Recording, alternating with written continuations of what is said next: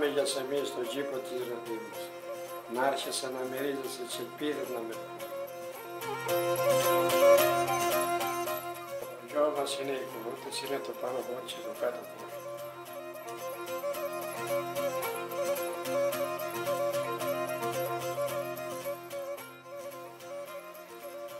Το χωριό ήταν παλιά, πριν πολλά χρόνια, στον Αμυγδαλέ. Εκεί ήταν το πρώτο χωριό που δεν ξέρει κανείς πότε ήταν και γίνηκε μεγάλη καταστροφή, πέτρωσε το χωριό και φαίνεται ακόμη ένας τείχος της εκκλησίας. Το μόνο που φαίνεται είναι αυτό.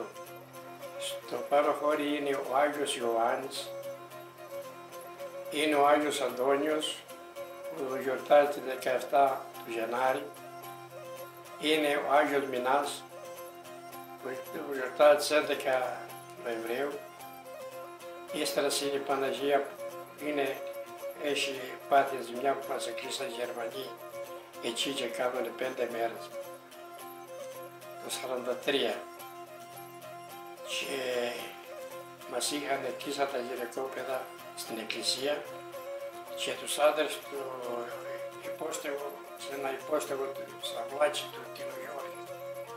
Και είναι και η κεντρική εκκλησία που είναι η ανάληψη Σωτήρος Χριστός και είναι ο Άγιος Μύρος και είναι και Κωνσταντίνου και Ελένης. Η άλλη εκκλησία είναι στο Παπά-Κυριακού, μια μικρή εκκλησία που γιορτάζει τα Αγίου Κυριακού.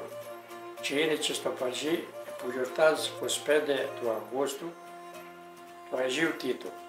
Ήθελαν να τη βγάλουν τον Αγίο Πάντων και όμως δεν χωρίσανε στο χωριό και δεν τη βγάλανε τον Αγίο Πάντων. Και μετά αποφασίσαν και τη βγάλανε του Αγίου Τίτου.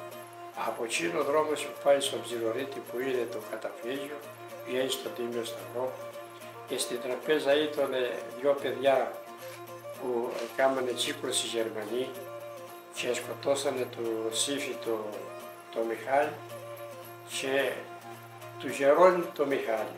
Δύο παιδιά ήταν 18 με 20 χρονών και στάψανε μαζί στον Άγιο Μενά σε έναν ήλιο. Τόσα και το σαρί μέσα πήγαινε να ποτίσει τα βόδια όταν μας είχαν τσιχώσει και του φωνάζανε «Χάλτε, και του έπαιξε ο Γερμανός από το Βρίνο το Αντωνιό.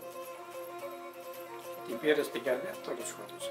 Ο στρατής είχε ένα βιβλίο και ήσανε 420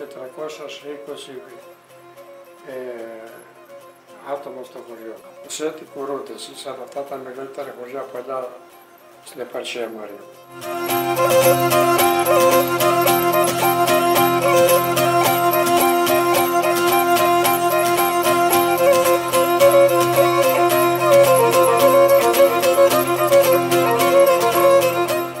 Καθάρισε τον ποταμό, βγάλε του τα χαλίκια για να γιαγείρει το νερό στα πρώτα του στα λύκια.